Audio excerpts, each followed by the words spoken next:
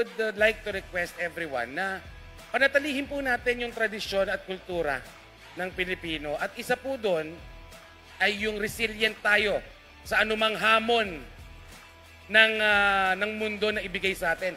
Ang COVID nga nalagpasan natin eh. Ito pang economic impact na pagpasok ng digitalization o ng computer age. No?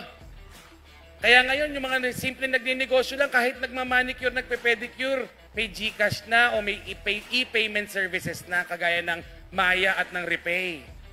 No? Kasi kailangan nating mag-adapt. Kailangan nating umayon doon sa pagpapalit ng panahon. Alam po ninyo, nag-usap kami ng mayor at ng vice.